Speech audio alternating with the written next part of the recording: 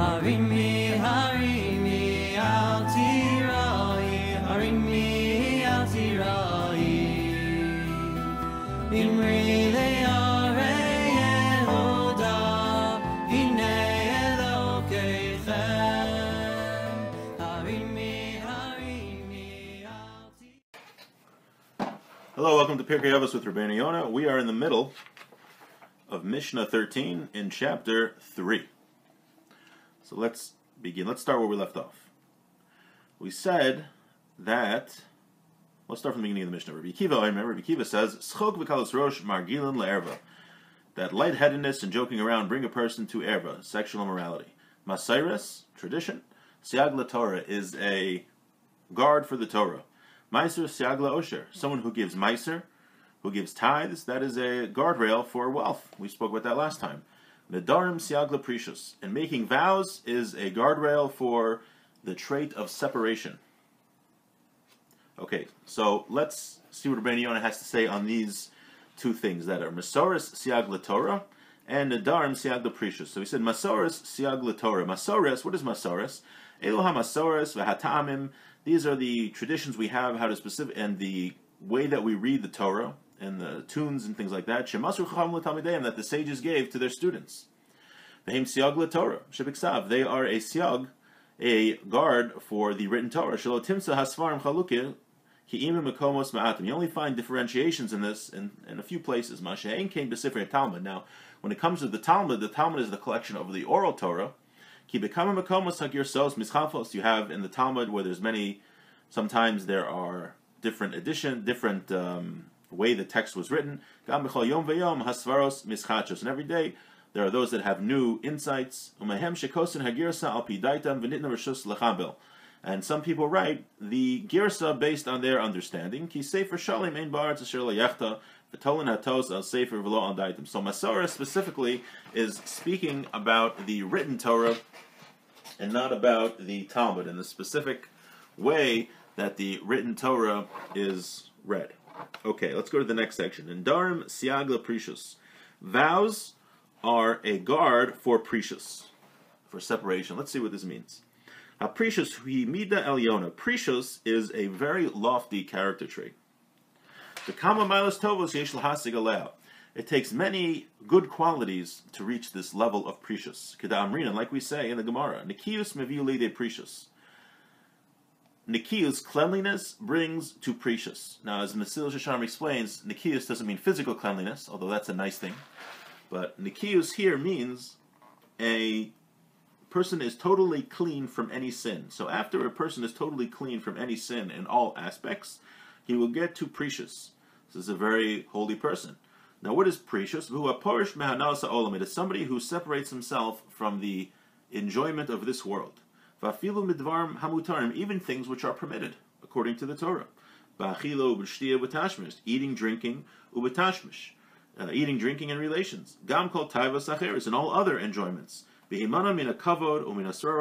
So a person who engages in precious is somebody who refrains from doing physical pleasures, even those things which the Torah permits. Because even though it's not required from the Torah, a person who spends his whole day involved in physical pleasures, one, it can lead to doing things which are forbidden, and also it's not living a spiritual life. So a porish is somebody who wants to distance himself from those physical pleasures, but not only physical pleasures. A porish is somebody who runs away from getting honor, runs away from holding positions of authority, v'ha'osher, and running away from getting wealth, many, many things. And he distances himself from those physical things, and he comes close to spiritual things. To be close to the service of the Creator. How is someone a porish when it comes to eating? Somebody who eats a little bit, just what he needs to live. Right? You could have two people eating. They're all eating food which is allowed according to the Torah. They're eating chalent, let's say. And the porish who's eating chalent, just eats enough so he has enough to sustain himself. Whereas the other fellow just stuffs his face until he's almost wants to vomit because he likes chalent so much. So you have two different people. They're both doing something with what is allowed, but the Poresh is taking a step back because he doesn't want to become too physical. And the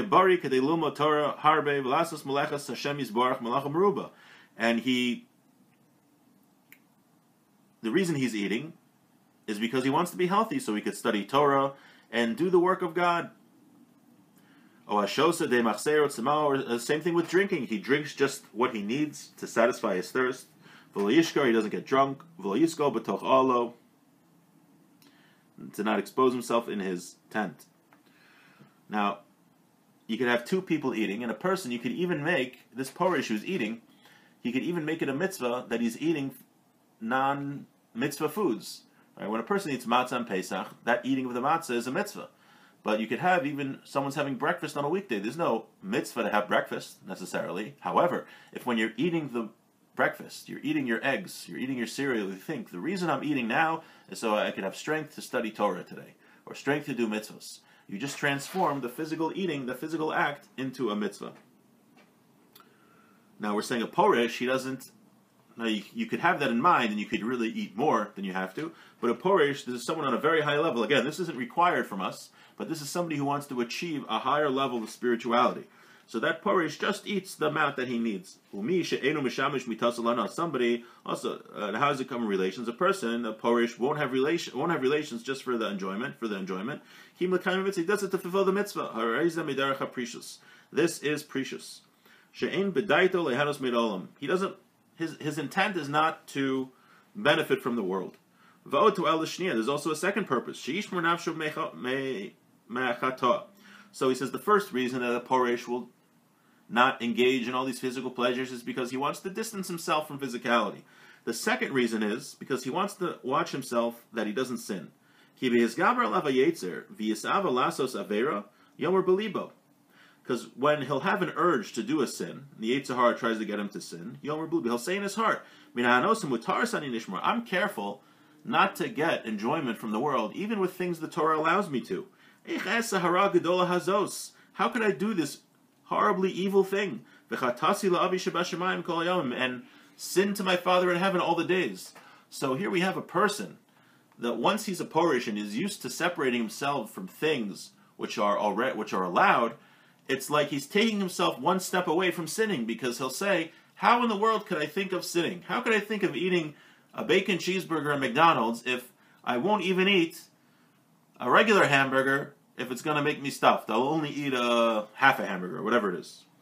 And this will prevent him from stumbling. But somebody who becomes close to his natural physical instincts, and goes after their enjoyment, even though he's not doing anything prohibited, he distances himself from the part of from his soul. And he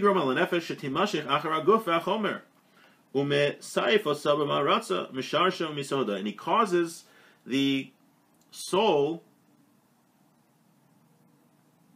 to go after physicality, and he severs it with an axe from its source. As it says, znus v'yayin v'tirosh yikach lev, that immorality, wine, and oil, yikach lev, they take the heart. Rotzelomar znus o yayin o tirosh yikach lev. Ze'adas k'moshenamar, like it says, v'shomea tochachas kona lev. Somebody who listens to rebuke will acquire a heart. Al kain nasnu eitzel mishe'eni yachol limshol barucho. So the sages gave a eitzah, they gave advice for someone who can't control himself. And a guy goes, you have a fellow and he always goes after his physical pleasures. So the sages gave him an eitzah, gave him some advice. Lindor neder liyamim lemor. He should make a vow. There's such a thing in the Torah called a vow. If a person states something, that he's going to do something, that according to Torah law, if he states it in a certain way, he's got to do it. So the person would say, Adzman ploni lo ochov lo eshta ki im shir kazeh. Until a certain day, until next Tuesday, I'm only going to eat and drink this amount per day. Or he will prohibit something that's usually allowed. And then, once he makes this neder, he will get a new hergel. He'll get a new nature. Shemitoch ki hu mekayim nidro, since he's fulfilling his vow, nimsa manhig es atzmo lichvosh es yitzro. He will direct himself to conquer his Yetzer Hara, his evil inclination. And with this, he will get precious. He will get this attribute of separating themselves from what's allowed. So it says a person, the sages are advising a person who has trouble from going after his physical pleasures, he should take a vow that he's not gonna, either that he's only gonna eat or drink a certain amount until time X, or something like that. Like they said to Rabbi Pinchas, if you can't eat chulin in Betara the whole year, eat it just for 7 days. So there's a rule that when you eat holy foods in the temple, you have to be spiritually pure. You have to have gone to the mikvah. You've had to have perhaps the para aduma. You have to be in a spiritually pure state to eat the holy foods in the temple. So there were those that not only would they eat holy foods in a state of purity, they would go another step above and beyond the law and would eat even unsanctified foods in holiness and purity. So they said here, if you can't eat this holy way of eating regular foods in purity the whole year, do it at least for 7 days. Because somebody who eats even unsanctified foods in purity is called a parish. Someone who separates from what's allowed. Like we learned, Bigdei Amaretz, Midrash Leprushim, that the clothes of ignorant people has a certain tumah, has a certain impurity for the Prushim, because the Prushim were very careful with laws of purity. A person should not go around just making nadarim. Now, just as a caveat, we really don't go around making vows at all nowadays. It's a very serious thing. So here, the Rabeinu Yonah is saying that a person shouldn't just go make vows. The vows were specifically to somebody who, his Yetzer Hara, he can't control himself. So if he makes a vow, that vow will prevent him from doing certain things. He can make a vow to make himself better. But somebody who can control himself, someone who can get to this lofty level without making a neder, without making a vow, should do it. Like we say, it says in the Yerushalmi that it's not enough. Hashem says it's not enough that I already forbade you for things in the Torah. You have to go make new prohibitions.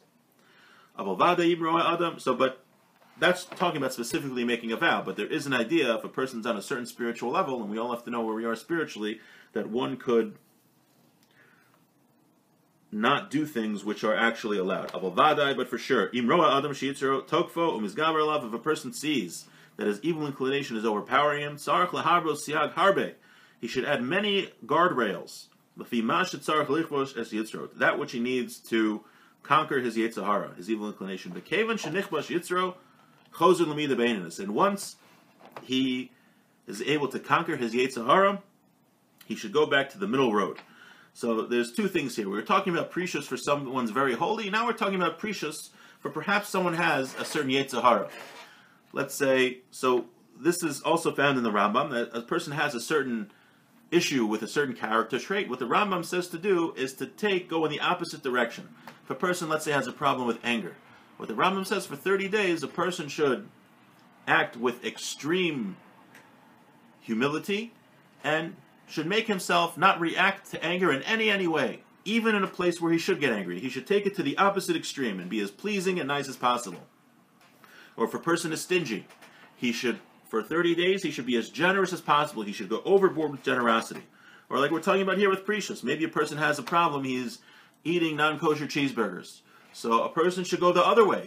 He shouldn't even eat kosher hamburgers, perhaps. He should just eat salads. And he'll get used to eating salads. Now, he does that for 30 days and he gets better. That will bring him back to the middle of a normal person. And then he can go back to eating hamburgers. He can go back to being of a normal generosity, or go back to being getting angry, or not really getting angry, but being a normal person. So we go to the opposite extreme if a person has that issue with something. Mashal Rofa, the example is like a doctor. If a doctor sees that a person has a slight illness, he'll give him a slight medication. But when he has a strong illness, a powerful illness, they'll give him a very powerful medicine. But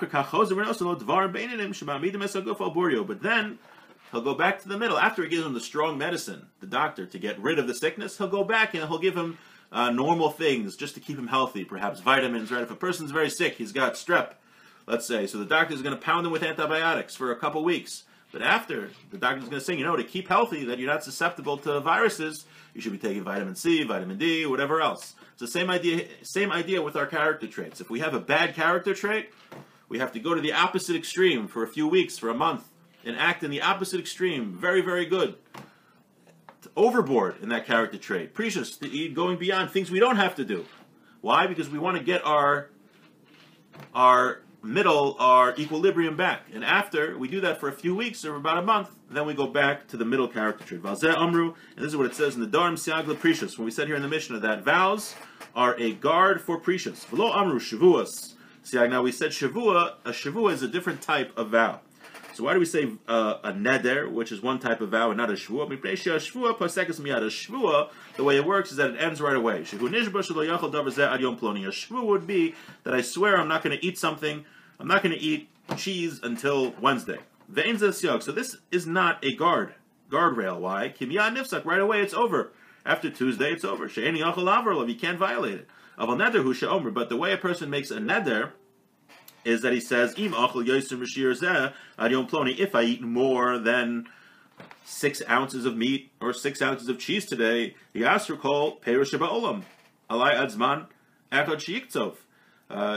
say, if I eat 6 ounces of cheese today, more than 6 ounces of cheese, I will not be allowed to eat fruit until a month from now. So he's making it that if he violates his neder, he has like a punishment that he puts on himself. It's not just saying, I'm not going to eat cheese for a week, because then if he violates it, he violates it. That's it. But if you make a neder and you say, I'm not going to eat cheese, and if I eat cheese, I'm not going to eat fruit for a month, then that is what we're talking about here. Okay. If it's something that a person can potentially violate, and it's permissible for someone to make these nadar, make these vows, if his heart is to heaven, if he has the right intent. And if he's not able to make this boundary without making a neder. So we're saying that, first, a person should do this without making a neder. But if you're the type of person that you have to make a neder, you have to make a vow, then you should make a vow. Now, I just want to add, though, nowadays, people don't make nadar, and we don't make vows nowadays. So really, what a person should do, if there's a certain issue, a certain, maybe it's a certain character trait that he or she is having an issue with, or there's a certain sin that he or she is having an issue with, the thing to do, what Rabeinu Yonah is saying, is to take it to the other extreme. So if a person is angry, a person wants to be overly kind and overly humble and overly generous for a month, and then go back to being normal. Because when a person does that for 30 days, and you act in that manner, in the opposite of the attribute which you're having an issue with, then your midos, person's character traits, will follow after those actions. This is an idea spoken about a lot by the Rishonim, and by, perhaps earlier, many scholars talk about this, and Lahavdil psychology also says this works. When you act in a certain way, the midos, a person's character trait, follows after the way they act. So, person is eating too much, then you have to go to the other extreme. Eat very little for a month, then you go back to the normal way. And he says it's like a doctor. If a person has a very bad sickness, the doctor will give him a very strong medication. And after a week, he'll give him vitamins to keep him on the straight path to go normal. You don't take, if you have strep, you don't take amoxicillin for the rest of your life. You take it for a couple weeks, and then you go back to the middle path. Okay, and with that, it was a little longer today, but wish everyone a great day.